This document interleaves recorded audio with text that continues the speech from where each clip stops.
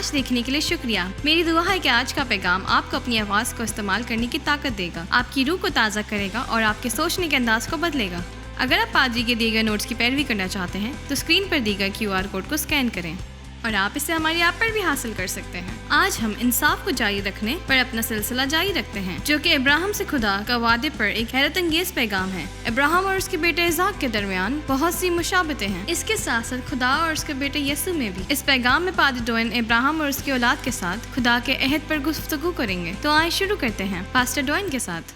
آج میں پیدائش کی کتاب سے اپنی بات جاری رکھنا چاہتا ہوں۔ پیدائش میں انسانی تاریخ کا ایک تہائی حصہ ہے جو بہت بڑا ہے، لیکن اس میں انسانیت کے ساتھ خدا کے سلوک کی بنیاد ہے۔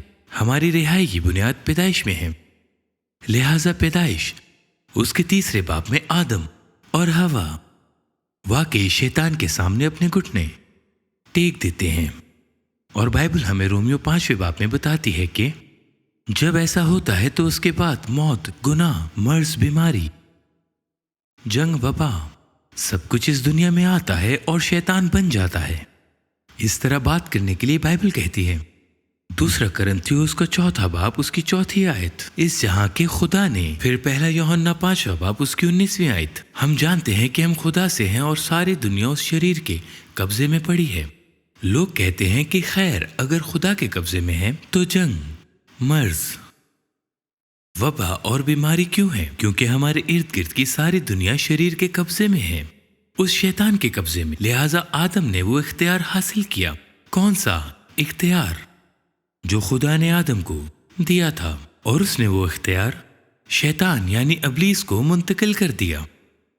لوکا کی انجیل کے 4 باب میں شیطان یسوع کو لے گیا اور اس سے کہا کہ یہ سارا اختیار اور ان کی شان و شوکت میں تجھے دے دوں گا، کیونکہ یہ میرے سپرد ہے اور میں جس کو چاہتا ہوں دیتا ہوں۔ یہ کس نے اس کے حوالے کیا؟ آدم نے۔ تو ایک لحاظ سے شیطان آدم کے اختیار کو استعمال کر رہا ہے، اور یہ میں پہلے بھی کہہ چکا ہوں کہ خدا نے لوسیفر نامی فرشتہ بنایا، لیکن انسانیت نے شیطان کو بنایا۔ ہم ہی ہیں جنہوں نے اسے زمین پر اختیار دیا۔ جب آدم اور ہوا نے شیطان کے آگے گھٹنے ٹیکے، پس خدا باہر سے اندر دیکھ رہا ہے، اور خدا کو ایک راستے کی ضرورت ہے، اور اس طرح خدا آدمی کو تلاش کرتا ہے۔ پیدائش کی کتاب 12 باب اور 1 آیت۔ اور خدا نے آدم سے کہا کہ تو اپنے وطن اور اپنے ناطے داروں کے بیچ سے اور اپنے باپ کے گھر سے نکل کر اس ملک میں جا جو میں تجھے دکھاؤں گا۔ یہ وہ ہے جو خدا ابراہیم سے کہتا ہے، اور میں تجھے ایک بڑی قوم بناؤں گا اور برکت دوں گا اور تیرا نام سرفراز کروں گا، سو تو 22 سے برکت ہو۔ اور پھر 3 آیت خدا کی آج تک کی خارجہ پالیسی، جو تجھے مبارک کہے ان کو میں برکت دوں گا، اور جو تجھ پر لعنت کرے اس پر میں لعنت کروں گا، اور زمین کے سب قبیلے تیرے وسیلہ سے برکت پائیں گے۔ لہٰذا خدا ابراہیم کے ساتھ یہ معاہدہ کرتا ہے۔ 15ویں باب کے چند ابواب میں ابراہیم خدا سے کہتا ہے کہ خدا، میں یہ کیسے جانوں گا کہ تو اپنے کلام پر عمل کرنے والا ہے؟ میں کیسے جان سکتا ہوں کہ تو وہی کرے گا جو تو نے کہا ہے؟ اور یاد رکھیں، یہ وہ چیزیں ہیں جو وہ خاص طور پر ابراہیم کے لیے کرنے والا ہے، لیکن یہ وہی ہے جو وہ انسانیت کو چھڑانے کے لیے کرنے والا ہے۔ اور خدا نے اس سے کہا کہ ٹھیک ہے۔ اس نے کہا کچھ جانور لے کر اس کو بیچ سے 2 ٹکڑے کر دو اور قربان گاہوں پر رکھ دو۔ اب ابراہیم فوری طور پر جانتا ہے کہ کیا ہو رہا ہے۔ خدا ابراہیم کے ساتھ ایک عہد باندھنے والا ہے۔ اس زمانے میں یہی رواج تھا، جانوروں کو بیچ سے 2 ٹکڑے کیا جائے گا، انہیں قربان گاہوں پر رکھا جائے گا، اور اس وقت وہ ان ٹکڑوں سے گزریں گے اور ایک دوسرے سے وعدہ کریں گے۔ لہٰذا ہر طرف خون ہے، لوگ وہاں سے گزریں گے، اور میں اسے لے کر یہاں ڈالنے والا ہوں، اور وہ اس قربان گاہوں سے گزر رہے ہیں اور ایک دوسرے سے بات کر رہے ہیں اور وعدے کر رہے ہیں۔ لہٰذا خدا ابراہیم سے کہتا ہے کہ جانوروں کو بیچ سے 2 ٹکڑے کر دو، اور ابراہیم جانتا ہے کہ کیا ہونے والا ہے، یہ ایک عہد ہونے والا ہے، خدا اس کے ساتھ عہد باندھنے والا ہے۔ لہٰذا بائبل پیدائش کے 15ویں باب میں کہتی ہے، اور جب سورج ڈوبا اور اندھیرا چھا گیا تو ایک تنور جس میں سے دھواں اٹھتا تھا दिखाई दिया और एक जलती मशाल उन टुकड़ों के बीच में से होकर गुजरी। तो बाइबल हमें बताती है कि अब्राहम सो गया। एक तनूर जिसमें से धुआं उठता था और एक जलती मशाल उन टुकड़ों के बीच में से होकर गुजरती थी। और वैसे वो वादे कर रहे हैं। हम आज सुबह उन वादों के बारे में थोड़ी सी बात कर रहे हैं। और उसी रोज खुदा ने अब्राहम से अहद किया। ये 18वीं आयत है और फरमाया कि ये मुल्क दरियाए मिस्र से लेकर उस बड़े दरिया यानी दरियाए फरात तक, लिहाजा उनमें से एक अब्राहम की नुमाइंदगी करता है, क्योंकि वो अब्राहम के साथ अहद करता है। उसका एक नुमाइंदा है और बाइबल उसे एक बीज कहती है। हमें नए अहदनामा में गलतियों के 3 बाब में से कुछ और मिलता है। गलतियों 16वां बाब। बस अब्राहम और उसकी नस्ल से वादे किए गए हैं। कई अब्राहम और उसकी नस्ल से, अब उन दोनों में से एक अब्राहम की नुमाइंदगी करता है। वैसे ये जलती हुई मशाल अब्राहम की नुमाइंदगी करती है। और ये तनूर जिसमें से धुआं उठता है खुदा बाप है। लिहाजा खुदा बाप और खुदा बेटा खून में उन टुकड़ों में से गुजर रहे हैं और वो वादे कर रहे हैं। खैर, हर कोई कहता है वादे कई, ना सिर्फ एक। अब एक मखसूस है, वो आम है, लेकिन कई वादे हैं जो टुकड़ों में से गुजरते हुए किए जाते हैं। बस अब्राहम और उसकी नस्ल से वादे किए गए। वो ये नहीं कहता कि नस्लों से, जैसा बहुतों के वास्ते कहा जाता है, बल्कि जैसा एक के वास्ते कि तेरी नस्ल को, और वो मसीह है। तो एक बार फिर जो उन टुकड़ों में से गुजर रहा है उनमें से एक मसीह है। और वादे अब्राहम और उसकी नस्ल से किए गए हैं, ना सिर्फ एक से बल्कि उसकी नस्ल से। मेरा ये मतलब है कि जिस अहद की खुदा ने पहले से तस्दीक की थी, उसको शरीयत 430 बरस के बाद आकर बातिल नहीं कर सकती कि वो वादा ला हासिल हो। तो ये कह रहा है कि जो वादा खुदा ने अब्राहम से किया था, हर उस चीज को खत्म करता है जो खुदा ने मूसा से कोहे सीना पर कहा था। गलतियों 3 बाब उसकी 29वीं आयत कहती है, वहां पर लिखा है कि खुदा ने अब्राहम की नस्ल से जो वादे किए थे, मैं इसे पढ़ना चाहूंगा। अगर तुम मसीह से हो, आप में से कितने हैं तो अब्राहम की नस्ल हो? अपने हाथ बुलंद करें। तो वादे किससे किए गए हैं? अगर आप मसीह के हैं तो आप अब्राहम की नस्ल हैं। एक आदम से हम तमाम इंसान मुश्किल में पड़ गए, हम सब। खुदा ने आखिर में आदम को भेजा। पहला करंथियों उसके 15वें बाब में यस्सु आखिरी नुमाइंदा, जैसे कि आप पहले आदम में से हैं, आप आखिरी आदम में से हैं जो मसीह है। और अगर तुम मसीह के हो तो वादे के मुताबिक अब्राहम की नस्ल और खुदा के वारिस हो। और वैसे आपका बाइबल को पढ़ना और उस वादे को भूल जाना बहुत आसान है। ये वो वादा है जो खुदा ने अब्राहम से किया। ये वो वादा है जो यस्सु हमसे करता है कि अगर तुम मसीह के हो तो वादे के मुताबिक अब्राहम की नस्ल और वारिस हो। अमाल उसका 1 बाब और उसकी 4 आयत। उस वादे के पूरा होने के मुंतजर रहो। किस चीज के लिए? वादे के लिए। उस वादे के पूरे होने के मुंतजर रहो, बल्कि पाप के उस वादे के पूरा होने के मुंतजर रहो जिसका जिक्र तुम मुझसे सुन चुके हो। क्योंकि यूहन्ना ने तो पानी से बपतिस्मा दिया, मगर तुम थोड़े दिनों बाद रूहुल कुद्स से बपतिस्मा पाओगे। ठीक है, अहम वादा और सबसे बड़ा वादा वो ये है कि खुदा का रूह आएगा और वो रूह उनके अंदर रहेगा जो मसीह के हैं। वादे बहुत सारे हैं, लेकिन ये उनमें से सबसे बड़ा वादा है। लिहाजा खुदा अब्राहम के साथ ये अहद करता है। आजकल ज्यादातर लोग अपनी जिंदगी में सिर्फ एक अहद के तहत रहते हैं। ये शादी का अहद है, और शादी एक अहद है। ये कोई मुआहदाती ताल्लुक नहीं है, बल्कि ये एक अहद का मुआहदा है। मलाकी उसका 2 बाब और उसकी 14वीं आयत को देखें। लिहाजा जब मैंने और जैनी ने शादी की तो हम इस अहद में दाखिल हो गए, और फिर जो कुछ मेरा था वो उसका हो गया, और जो कुछ उसका था वो मेरा हो गया। लिहाजा ये अहद जो खुदा अब्राहम के साथ करता है, खुदा अपने हिस्से का काम करने वाला है, लेकिन उसे ये जानना है कि क्या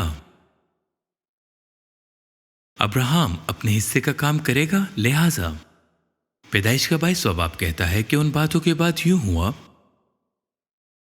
कि खुदा ने अब्राहम को आजमाया। अब वो ये तलाश कर रहा है कि आया अब्राहम अपने अहद के पहलू को पूरा करेगा।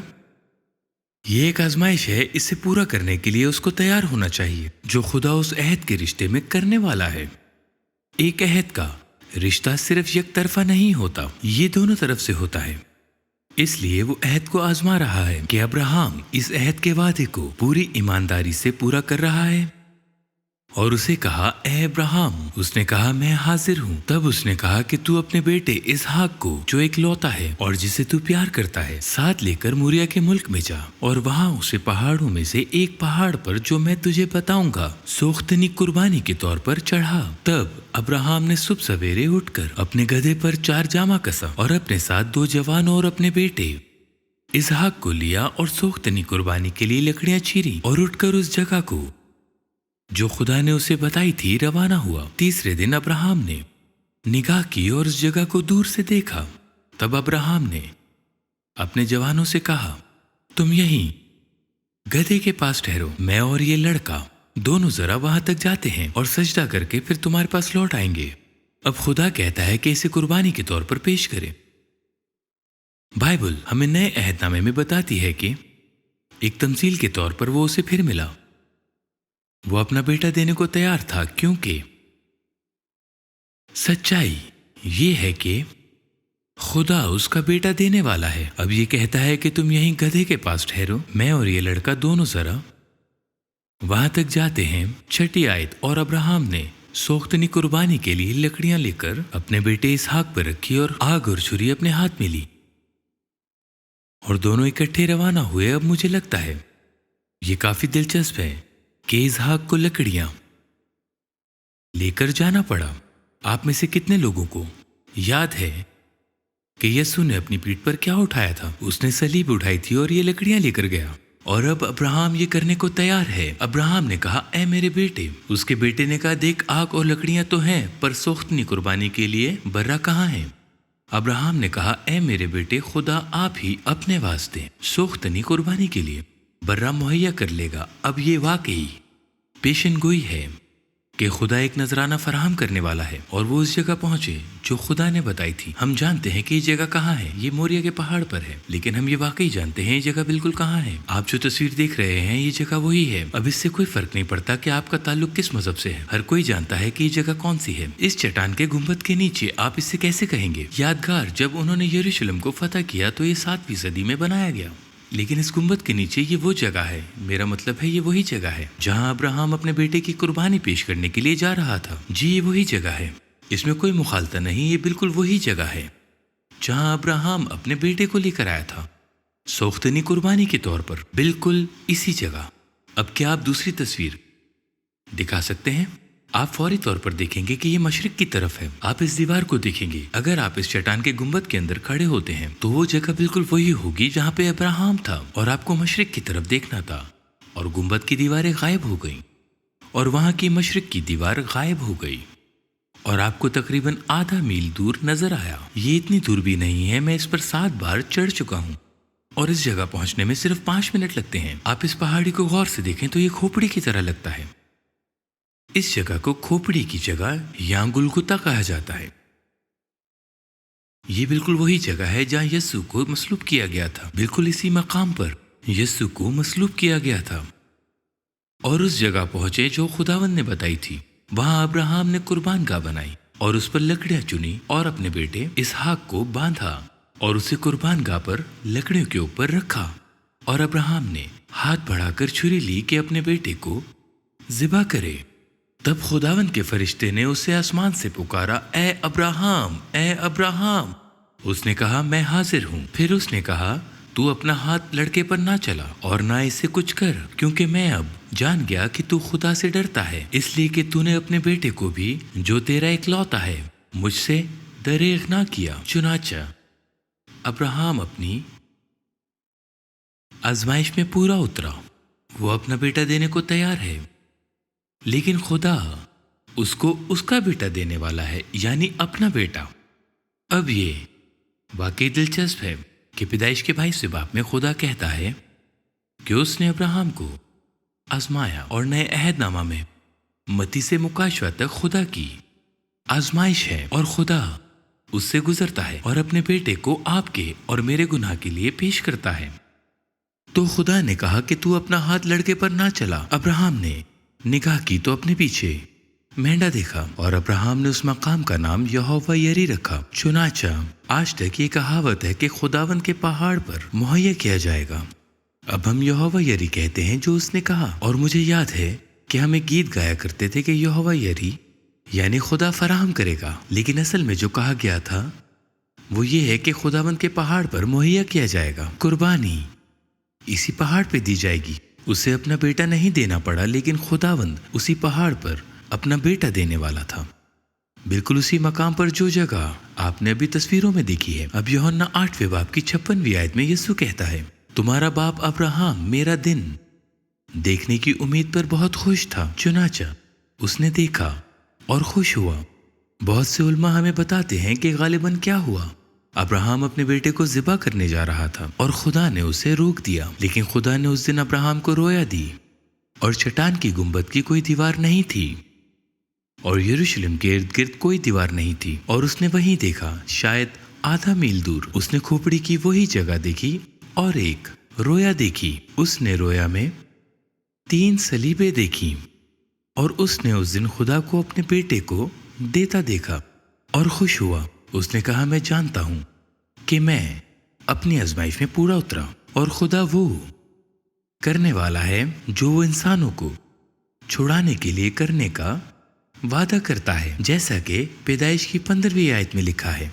और खुदावंद के फरिश्ते ने आसमान से दोबारा अब्राहम को पुकारा और कहा कि खुदावंद फरमाता है, चूंकि तूने ये काम किया कि अपने बेटे को भी जो तेरा इकलौता है दरेक ना रखा, इसलिए मैंने भी अपनी जात की कसम खाई है कि मैं तुझे बरकत पर बरकत दूंगा और तेरी नस्ल को बढ़ाते बढ़ाते आसमान के तारों और समंदर के किनारे की रेत की मानंद कर दूंगा और तेरी औलाद अपने दुश्मनों के फाटक की मालिक होगी। तो उसने कहा, मैं तुझे बरकत पर बरकत दूंगा। दूसरे तर्जुमे में कहते हैं कि मैं तुम्हें बहुत बरकत दूंगा। मुझे ये पैगाम सबसे ज्यादा पसंद आया कि खुदा ने कहा, मैं तुझे बरकत पर बरकत दूंगा। अब आप हैं, क्योंकि अगर आप मसीह के हैं तो अब्राहम की नस्ल और वादे के मुताबिक वारिस हैं। आप उस वादे के वारिस हैं। अब आप इसे पुराने अहदनामा में पाएंगे, जैसा कि खुदा उसको अंजाम दे रहा है। वो अहद जो खुदा रखता है उसका बार बार हवाला दिया जाता है। इसे इब्रानियों में हैसिट कहा जाता है और इसका मतलब अहद मोहब्बत, बेपाया वफादारी और एहसान है। बेपनाह मोहब्बत, वफादारी और एहसान है। मिसाल के तौर पर ज़बूर 136 में वो कहता है, खुदावंद का शुक्र करो क्योंकि वो भला है, उसकी रहमत, उसके अहद की मोहब्बत, अटल वफादारी और एहसान कि उसकी शफकत अबदी है। और आप वो पूरा ज़बूर 136 पढ़ते हैं तो ये उसकी रहमत के बारे में बात करता है। ये उसकी रहमत है, ये उसका अहद मोहब्बत है, उसकी वफादारी, उसका एहसान, उसकी हम पर अटल मोहब्बत है। अब खुदा ने सिर्फ कहा नहीं था कि वो ये करने वाला है, बल्कि बाइबल कहती है कि उसने अपनी कसम खाई थी। अब देखें कि पैदाइश का 15वां बाब और 22वां बाब वाकई एक कहानी है। वो एक कहानी है अहद के बारे में।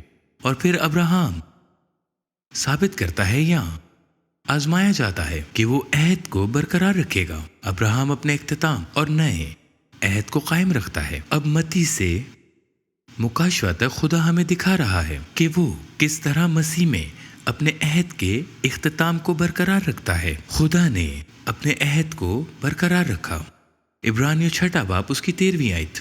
चुनाचा जब खुदा ने अब्राहम से वादा करते वक्त कसम खाने के वास्ते किसी को अपने से बड़ा ना पाया, तो अपनी ही कसम खाकर फरमाया कि यकीनन मैं तुझे बरकतों पर बरकतें बख्शूंगा। ये वो जगह है जहां वो कहता है कि मैं तुझे बरकत पर बरकत दूंगा। और इस तरह सब्र करके अब्राहम ने सब्र करके उसने वादा की हुई चीज को हासिल किया। आदमी तो अपने से बड़े की कसम खाया करते हैं और उनके हर कज़िये का आखिरी सबूत कसम से होता है। इसलिए जब खुदावंद ने चाहा कि वादे के वारिसों पर और भी साफ तौर पर जाहिर करे, अब तुम वादे के वारिस हो। अगर तुम मसीह के हो तो अब्राहम की नस्ल और वादे के मुताबिक वारिस हो। ये आपके बारे में बात कर रहा है। कि मेरा इरादा बदल नहीं सकता, तो मैं कसम को दरमियान में लाया ताकि दो बेतब्दील चीजों के बाइस जिनके बारे में खुदा का झूठ बोलना मुमकिन नहीं, हमारी पुख्ता तौर से दिल जमी हो जाए, जो पनाह लेने को इसलिए दौड़े हैं कि उस उम्मीद को जो सामने रखी हुई है कब्जे में लाएं। वो हमारी जान का ऐसा लंगर है जो साबित और कायम रहता है। ये कह रहा है, क्या आप जान सकते हैं? वो ये कह रहा है कि क्या आप जानते हैं, आप जानते हैं, आप जानते हैं, आप जानते हैं, आप जानते हैं कि खुदा अपने अहद के इख्तिताम को बरकरार रखने वाला है। वो वही करने जा रहा है जिसका उसने वादा किया था, क्योंकि नंबर 1 उसने कहा वो करेंगे, नंबर 2 उसने अपनी ही कसम खाई कि वो करेगा। दूसरे लफ्जों में खुदा का फरमान है कि अगर मैं उस अहद को बरकरार ना रखूं जो वादे किए हैं तो मैं खुदा नहीं। गलतियों उसका 3 बाब और 29वीं आयत। अगर आप मसीह के हो तो अब्राहम की नस्ल और वादे के मुताबिक वारिस हो। 2 करंथियों 1 बाब उसकी 20वीं आयत। क्योंकि खुदा के जितने वादे हैं वो सब उसमें हाँ के साथ हैं, इसीलिए उसके जरिए से आमीन भी हुई।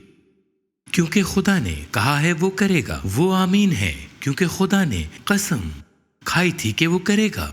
ये सब आपके हैं, ये सब हाँ और आमीन है। अब मैं आगे बढ़ना चाहता हूं, पैदाइश के 14वें बाब में वापस जाना चाहता हूँ। खुदा ने वादा किया है एक जंग होती है, अब्राहम का भतीजा कैद हो जाता है, अब्राहम जाता है अपने भतीजे को छुड़ा लेता है, और जब वो वापस आ रहा होता है तो बाइबल कहती है, और मलके सिद सालेम का बादशाह रोटी और मैं लाया, और वो खुदा का काहिन था, और उसने उसको बरकत देकर कहा कि खुदा ताला की तरफ से जो आसमान और जमीन का मालिक है, अब्राहम मुबारक हो, और मुबारक है खुदा ताला जिसने तेरे दुश्मनों को तेरे हाथ में कर दिया।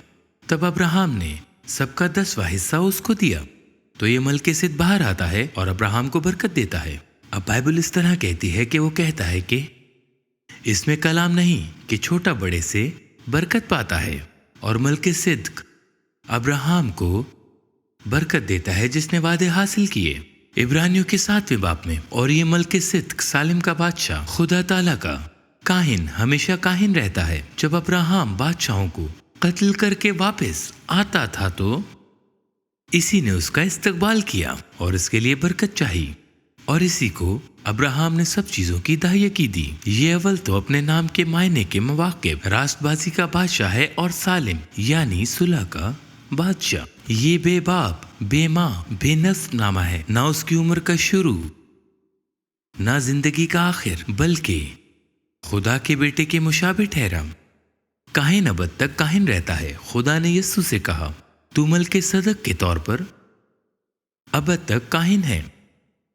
अब ये लड़का कौन है? मलके सदक, बेबाप, बेमाँ, ना इसकी जिंदगी का शुरू ना आखिर।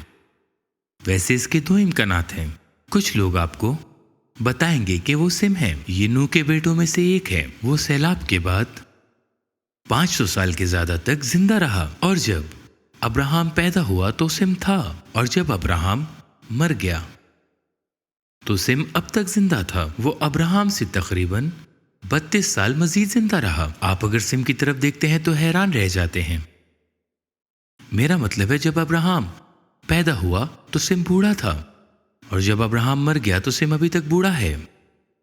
वो पूरे वक्त उसके इर्द गिर्द रहा है। ऐसा लगता है उस आदमी की जिंदगी का ना तो शुरू है और ना ही कोई आखिर है।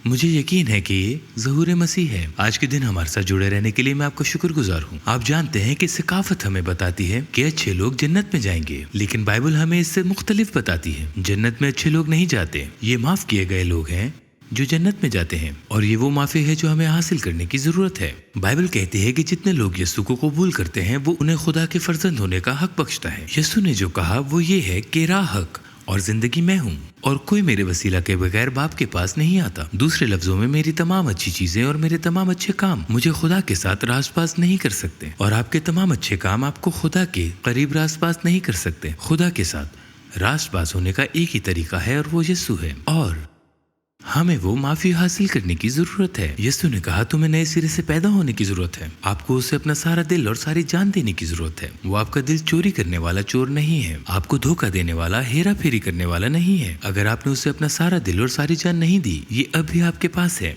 تو میں آج آپ کے ساتھ دعا کرنا چاہتا ہوں۔ اگر آپ خدا کے ساتھ راز باز نہیں ہیں تو آپ خدا سے دور ہیں۔ آپ خدا کے ساتھ راز باز ہونا چاہتے ہیں۔ میں معافی چاہتا ہوں، میں خدا کا فرزند بننا چاہتا ہوں، میں خدا کی بادشاہت میں جانا چاہتا ہوں۔ میں چاہتا ہوں کہ آپ میرے ساتھ یہ مل کر دعا کریں، اسے اونچی آواز میں کہیں۔ اے خدا، مجھے یقین ہے کہ یسوع صلیب پر مر گیا، مجھے یقین ہے کہ اس کے خون نے میرے گناہوں کی قیمت ادا کی، اور مجھے یقین ہے کہ وہ دوبارہ جی اٹھا۔ میں اسے ابھی سے اپنا سارا دل اور ساری جان دیتا ہوں۔ میں اب اس کے لیے جیوں گا۔ میں آپ کا شکریہ ادا کرتا ہوں کہ آپ نے میری دعا کو سنا۔ میرا ماضی ختم ہو گیا، میں آج سے ہمیشہ کے لیے آپ کے خاندان کا حصہ ہوں، یسوع کے نام سے آمین۔ آپ جانتے ہیں کہ اگر یہ دعا آپ نے اپنے دل سے مانگی ہے تو خدا نے وہ دعا سنی ہے۔ آپ خدا کے ساتھ راز باز ہیں اور آپ کو معاف کر دیا گیا ہے۔ میں نے آپ لوگوں کے لیے روحانی طور پر بڑھتے رہنے کے لیے ایک کتاب لکھی ہے اور میں یہ آپ کو مفت دینا چاہتا ہوں۔ آپ کی اسکرین پر معلومات موجود ہیں۔ یہ کتاب آپ کو روحانی طور پر بڑھتے رہنے کے لیے مدد دے گی۔ آپ اس کتاب کو ڈاؤن لوڈ بھی کر سکتے ہیں، معلومات آپ کی اسکرین پر موجود ہیں۔ اگر آپ اس کی ہارڈ کاپی چاہتے ہیں تو ہم سے رابطہ کریں، ہم آپ کو وہ ہارڈ کاپی مفت فراہم کریں گے۔ ہمارے ساتھ جڑے رہنے کے لیے ایک بار پھر شکریہ۔ خداوند آپ کو برکت دے، یسوع کے نام میں۔ اگر ابھی آپ نے پادری ڈرائن کے ساتھ مل کر دعا کی ہے تو آپ نے اپنی زندگی کا بہترین فیصلہ کیا ہے۔ ہم آپ کے لیے بہت خوش ہیں۔ جیسا کہ پادری ڈرائن نے کہا کہ ہم آپ کو اپنے نوٹس کی مفت کاپیاں دینا پسند کرتے ہیں، یور نیو لائف، تو آپ ابھی لاگ ان کریں walkingbyfaith.tv پر اور آپ اسے وہاں سے ڈاؤن لوڈ بھی کر سکتے ہیں، اور ہماری ایپ پر آپ اس کا آڈیو ورژن بھی حاصل کر سکتے ہیں۔ یہ بالکل مفت ہے اور آپ کی روحانی زندگی کے لیے ایک بہترین ذریعہ بھی۔ خدا کے خوبصورت کلام سے واکنگ بائی فیتھ دنیا کے تمام لوگوں کو بدل رہا ہے۔ آپ اپنا بیج خدا کی بادشاہی کے لیے بوئیں۔ وہ پیسہ آپ کے ہاتھ سے تو نکل سکتا ہے، لیکن اس سے آنے والی برکت ہمیشہ آپ کی زندگی میں رہنے والی ہے۔ اگر آپ ہمارے پارٹنر بننا چاہتے ہیں تو اس کے لیے ہمارے پاس 3 آسان راستے ہیں۔ آپ ہمیں ٹیکسٹ کر سکتے ہیں WBF GIFT to 1-888-364 GIFT پر، اور آپ لاگ ان بھی کر سکتے ہیں walkingbyfaith.tv/gift پر، اور ہمارے ایپ پر دیے گئے آئیکن پر کلک کریں۔ آپ کے ساتھ جڑے رہنا ہمیں بے حد پسند ہے۔ واکنگ بائی فیتھ دعا پر یقین رکھتا ہے، اور اگر آپ بھی ہمارے ساتھ دعا میں شامل ہونا چاہتے ہیں یا کسی کے لیے دعا کروانا چاہتے ہیں تو اسکرین پر دیے گئے ہمارے QR کوڈ کو اسکین کریں، اور آپ انہیں walkingbyfaith.tv پر بھی بھیج سکتے ہیں۔ ملتے ہیں اگلے ہفتے